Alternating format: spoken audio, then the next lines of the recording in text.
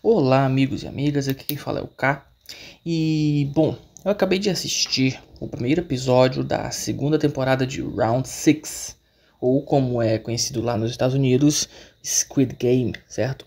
A série que, como já falamos em um vídeo anterior, se tornou um grande fenômeno e conseguiu atrair uma grande parte do público, inclusive, se eu não me engano, chegou a ser a maior audiência da Netflix por algum tempo. A primeira temporada, exatamente por conta da premissa extremamente identificável, que é uma coisa que o ser humano sempre gosta de ver, outros seres humanos em situações tensas, em situações de risco, em situações em que a vida está por um fio e eles precisam fazer alguma coisa para sobreviver. E como falamos no vídeo anterior, toda a ideia do jogo, do Round 6, do Squid Game, como queira chamar, toda a ideia é exatamente o dilema moral do que nós, como seres humanos, estamos dispostos a fazer ou não. E até onde vai a nossa moralidade, dependendo das condições. Então, o Round 6 ele traz esse debate pra gente, sabe? O quanto que o contexto da situação realmente nos modifica, certo? É certo matar pra viver? É certo roubar pra viver? Então, a série é um dos pontos, assim, uma das qualidades dela, é exatamente trazer essa questão de debate, essa questão filosófica, essa questão moralista, certo? E este início da segunda temporada, que eu estava muito empolgado para ver, devo já alertá-los de que é um belíssimo início para a temporada. Eu arrisco dizer que é superior ao primeiro episódio da primeira temporada. Ele acaba tendo mais pontos positivos, porque exatamente ele precisa pular toda aquela parte de introdução que a primeira temporada tem que ter, obviamente, por estar apresentando o produto. Este primeiro episódio da segunda temporada, pelo contrário, ele já entende que você sabe o que está acontecendo. Ele já trata você como um espectador prévio. Então, assim, é óbvio, tem que ver a primeira temporada para conseguir se deleitar com essa segunda.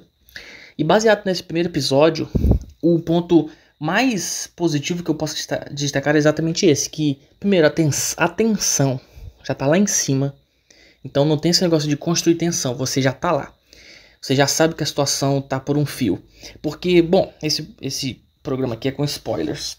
Bom, como nós tivemos no final da primeira temporada,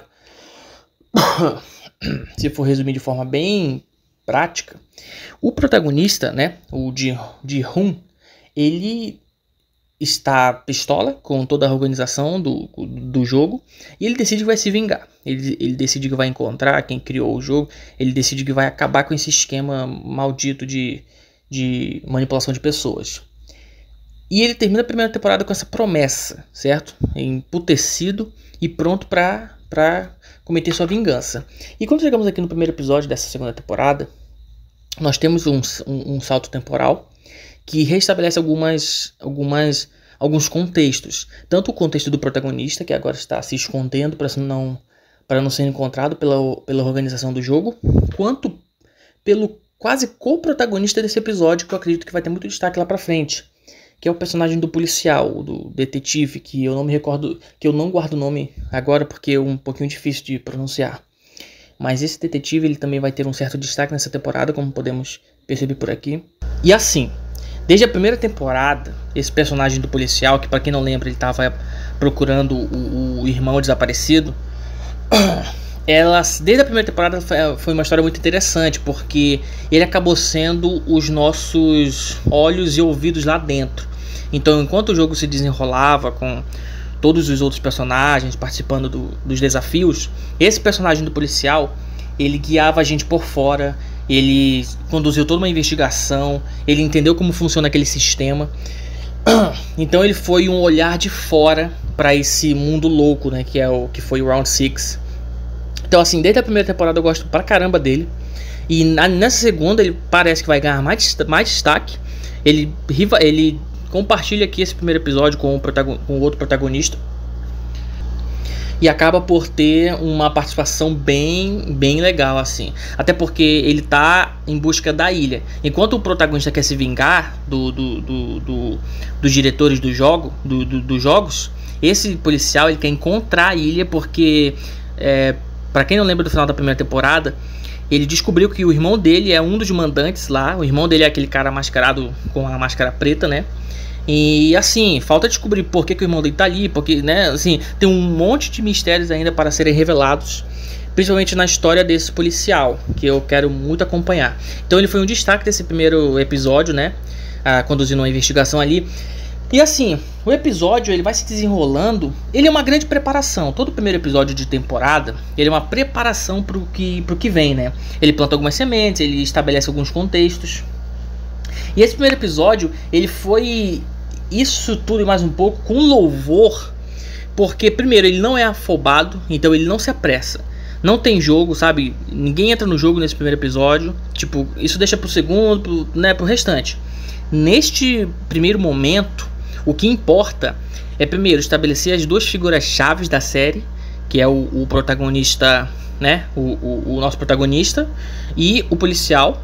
E este capítulo aqui acaba por se focar em um personagem que eu não esperava que fosse se focar, que é o recrutador.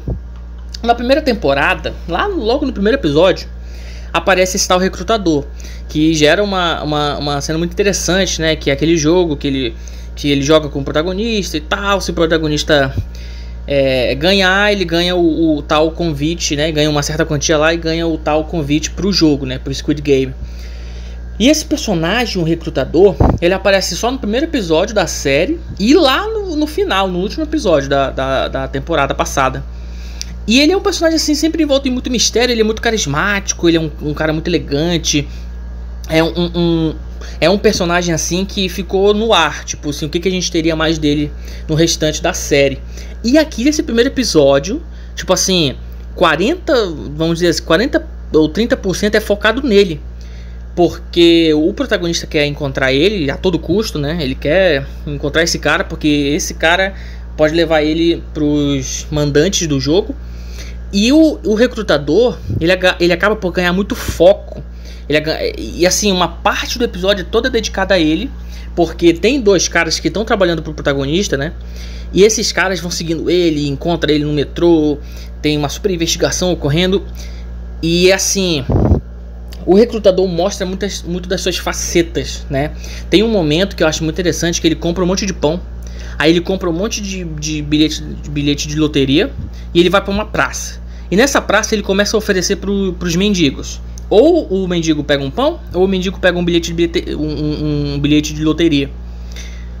E a maior parte dos mendigos, dos pobres, escolhem a loteria, a cartela, né? A raspadinha. Aí eles raspam lá e ninguém ganha nada. Aí o recrutador vai lá, ele joga todo o pão no chão e ele começa a pisar, a estragar o pão, pisando nos pães empacotados. E ele diz pros pobres: foi vocês que desperdiçaram isso aqui, foi vocês que estragaram isso aqui, porque vocês fizeram uma escolha. Então a gente começa a entender a cabeça desse recrutador, que ele é viciado em jogos. Mais tarde no episódio ele faz uma coisa muito louca, que ele pega os dois caras que estão trabalhando pro protagonista, ele pega os dois, ele amarra eles e ele faz eles jogarem Jockey Pô. E enquanto isso ele faz a famosa roleta russa, né? Pega a arma de tambor, gira e começa a apontar para a cabeça de um deles, até que um deles acaba por morrer. E depois, no final do episódio, a sequência final do episódio é ele jogando roleta russa com o protagonista. E por fim encontrando sua morte, né? Ele acaba se matando. E assim, essas sequências de tensão, primeiro, desenvolvem esse personagem do recrutador, que infelizmente encontrou seu final aqui. Ele inclusive conta a história dele, de infância, que ele cresceu nesse mundo. E ele é sádico, ele é um psicopata. E acabam por serem muito tensas, muito tensas. A direção da primeira temporada inteira. E a direção desse episódio aqui estão de parabéns. É uma coisa assim que a gente fica na ponta da cadeira. O episódio termina com a morte do recrutador, o que eu não esperava. Eu imaginei que ele fosse ficar vivo pra render mais, né? Porque foi um personagem muito bem falado na temporada passada. Mas não, ele morre, ele encontra o final dele, ele se mata e o protagonista fica com a porta aberta para encontrar para voltar pro jogo. Porque, se eu não me engano, tem um cartão dentro do paletó do recrutador, que ele pode ter acesso, um acesso especial. Então, esse primeiro episódio, que foi a única coisa, os 7 episódios já estão disponíveis, tá? Mas por enquanto eu só assisti o primeiro. Esse primeiro episódio eu achei uma aula de como iniciar a temporada, sabe? De forma tensa, de forma já na ação, de forma que caminhe, mas não corra. Então, como eu disse, não é um episódio afobado. Não é um episódio que fica se apressando, sabe? Pra chegar logo num... Não. Ele leva o tempo dele, ele estabelece os parâmetros do que vai ser essa temporada, estabelece até alguns personagens de forma bem pontual que a gente vai ver no decorrer dos jogos. Então, assim, essa segunda temporada de Round 6 começou bem demais. Tá mantendo o nível da primeira, eu espero que se mantenha assim durante todos os 7 episódios. E bom, essas foram minhas impressões gerais desse primeiro episódio. E achei um belíssimo início para esta temporada, né? Que a gente espera que seja tão bom quanto a primeira.